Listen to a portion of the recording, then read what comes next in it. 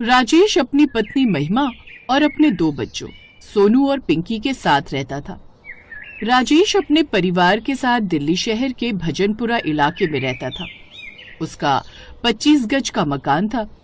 उसकी एक छोटी सी जूस की दुकान थी जिससे उसका घर चलता था। दिल्ली में सर्दियों का मौसम था, इसलिए स्कूलों में बच्चों की छुट्टियां पड़ जाती हैं। इसलिए बच्चे तरह तरह के सपने देख रहे थे कि वो यहाँ घूमने जाएंगे, वहां घूमने जाएंगे। फिर शाम को राजेश जब काम से घर लौटता है तब पापा आ गए, पापा आ गए। पापा, हमारे स्कूल की सर्दियों में 10 दिन की छुट्टी पड़ी है।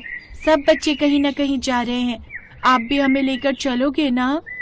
राजेश अभी आकर बैठा ही था कि बच्चों ने सवालों की बौछार कर दी। पापा, आपको पता है मेरा दोस्त तो बता रहा था कि वो तो सर्दियों की छुट्टी में अपनी फैमिली के साथ गोवा घूमने जा रहा है। तभी महिमा रसोई से बाहर आकर बच्चों को डांटती है। अरे बच्चों, पहले पापा को बैठने तो दो, उन्हें सांस तो लेने दो, फिर अपनी फरमाइशें कर लेना। फिर महिमा रसोई में जाकर चाय चढ़ाकर आ जाती है और दोनों बच्चे अपने पापा के पास जाकर बैठ जाते हैं। बताओ ना पापा, हम भी कहीं जाएंगे क्या? लेकिन कहाँ, वो अभी सोच के बताऊंगा। पहले ये बताओ, अब छुट्टियां पड़ी हैं तो हॉलिडे होमवर्क भी मिला होगा। हाँ पापा, मिला है हॉलिडे होमवर्क, पर ज्यादा नहीं है। अरे इसका होमवर्क इसकी डायरी में है। चलिए आप चाय पी लीजिए, फिर सबके लिए खाना भी लगा दूंगी। कुछ देर बाद महिमा सबके लिए खाना लगा देती है। महिमा सबको खाना सर्व करती है। खाना खाने के बाद बच्चों को सुला देती है। अगले दिन संडे था, इसलिए सभी घर में थे। पापा, आपने अभी तक नहीं बताया हम छुट्टियों में कहाँ जाएंगे? कहाँ घूमने का मन है तुम्हारा? पापा, कश्मीर। कश्मीर? लेकिन बेटा कश्मीर बहुत दूर है।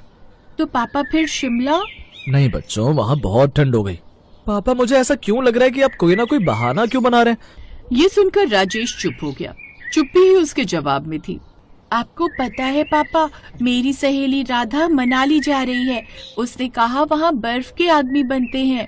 फिर महिमा ने प्यार से कहा, बच्चों, हर किसी की छुट्टी एक जैसी नहीं होती, तो हमारी छुट्टी कैसी होती है माँ?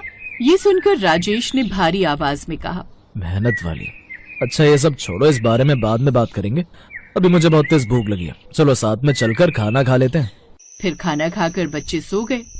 रात को महिमा ने राजेश के चेहरे पर उदासी देखी तो उससे पूछा, क्या हुआ जी, इतनी उदासी क्यों ओढ़ ली आपने? फिर राजेश ने जेब से मुड़ा तुड़ा कागज निकाला। ये देखो महिमा, बिजली का बिल, स्कूल की फीस, घर का किराया, छुट्टी का हिसाब इसमें कहीं नहीं बैठता। अब बच्चों को कैसे समझाऊं कि तुम कब से इस घर में ठंड से बचने के लिए एक हीटर मंगा रही हो, लेकिन हर महीने इतने खर्चे हो जाते हैं कि पैसे ही नहीं बचते। तो फिर तुमने बच्चों से ऐसे क्यों पूछा कि वो कहाँ जाना चाहते हैं? वो इसलिए ताकि वो उदास ना हो। सोचा अभी बोल देता हूँ, बाकी कुछ ना कुछ सोच लूंगा। सच कहूँ तो मन मेरा भी करता है उन्हें कहीं ले जाने के लिए, लेकिन जेब में इतने पैसे ही नहीं बचते। फिर महिमा ने आह भरी, आप चिंता मत कीजिए, इन सर्दियों में हम उन्हें कोई ना कोई बहाना बना देंगे। बाकी अगली सर्दियों तक हम कुछ इंतजाम कर लेंगे। इसी उम्मीद के साथ वो दोनों सो गए। फिर 2 दिन बाद पड़ोस में रहने वाले शर्मा जी के घर चहल पहल थी। बड़ी बड़ी गाड़ियां खड़ी थी, सूटकेस रखे जा रहे थे। बच्चों की सर्दियों की छुट्टी पड़ गई है, इसीलिए अब हम तो चले मसूरी छुट्टियां मनाने। वो क्या है ना, बच्चों की जिद थी और उनकी बात हम कैसे अनसुना कर दे भाई हैं। Bye bye Pinky. पिंकी दरवाजे से खड़ी उन्हें देखती रही।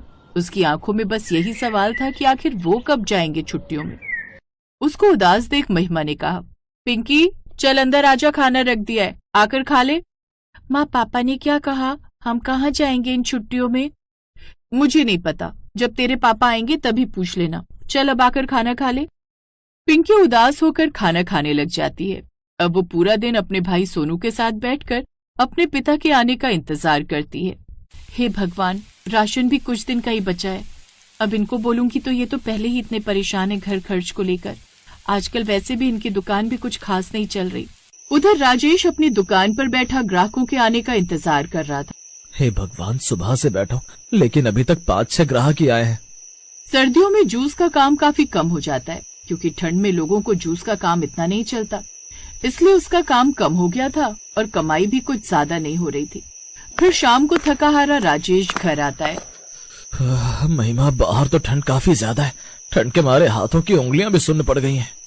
आप ठीक कह रहे हैं जी, आज ठंड कुछ ज्यादा ही है, मैं अंगीठी जला देती हूँ। महिमा अंगीठी जला देती है जिससे उन्हें थोड़ा आराम मिल जाता है, लेकिन कुछ देर बाद बच्चे फिर से शुरू हो जाते हैं। पापा, आपको पता है वर्मा अंकल भी अपने परिवार के साथ मसूरी घूमने चले गए हैं। आप बताइए ना, हम कब और कहाँ जा रहे हैं? हाँ पापा, आप कितने दिनों से हमसे एक ही बात कह रहे हैं, चलेंगे चलेंगे, लेकिन कब चलेंगे? ऐसे तो हमारी छुट्टियां भी खत्म हो जाएंगी। चुप करो तुम लोग, तुम्हें कितनी बार समझाया कि शांत हो जाओ, जाओ जाकर पढ़ाई करो। दोनों बच्चे उदास होकर कमरे में जाकर बैठ जाते हैं। महिमा भी समझ रही थी कि राजेश कितना दुखी है, इसलिए उस वक्त उसने कुछ नहीं कहा। लेकिन रात को जब दोनों बच्चे सो गए तब राजेश को अपनी गलती का एहसास हुआ। मैंने बेकार ही बच्चों को डांट दिया। अगर सर्दियों में काम कम है तो इसका मतलब ये नहीं कि मैं इस बात का गुस्सा बच्चों पर निकालूं। आज मैंने ठीक नहीं किया। राजेश को सारी रात इस बात की परेशानी रही। फिर अगले दिन, तो बच्चों, मैंने सोच लिया कि अभी दुकान पर भी इतना काम नहीं है, इसीलिए क्यों ना कुछ दिन हम घूम ही आए। इसीलिए अब हम इस बार छुट्टी में घूमने जरूर जाएंगे। सच? लेकिन कहाँ? अपने गांव, अपनी मिट्टी में, जहाँ गए हुए मुझे काफी वक्त लग गया। गांव? वहां तो ना मॉल है ना बर्फ। फिर महिमा बोली, हाँ, पर वहाँ दादी हैं, अलाव है, खुले खेत हैं, खुली ताजी हवा है, नदी है, ऊंचे खूबसूरत पहाड़ हैं। पर फिर मेरी सहेलियां क्या कहेंगी? बिटिया, छुट्टियां रिलैक्स करने के लिए होती हैं, किसी के सामने दिखावा करने के लिए नहीं।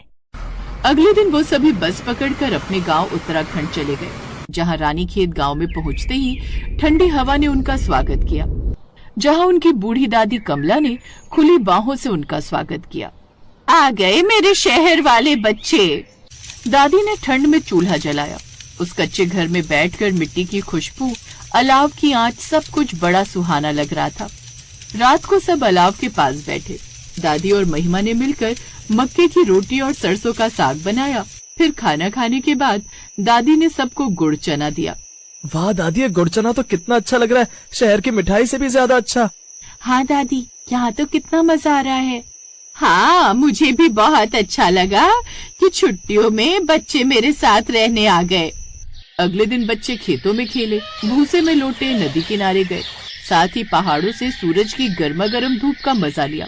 दोनों बच्चों को गांव में छुट्टियां बिताकर बड़ा मजा आ रहा था। फिर पिंकी ने कहा, माँ, यहाँ तो फोन भी याद नहीं आता। थैंक यू पापा, जो आप हमें यहाँ ले आए। फिर उसे देखकर राजेश ने कहा, बच्चों, छुट्टी का मतलब जगह बदलना नहीं, बल्कि मन हल्का करना होता है। फिर पिंकी बोली, पापा, अगली छुट्टी में भी यहीं आएंगे। ये सुनकर वो सभी मुस्कुरा पड़े।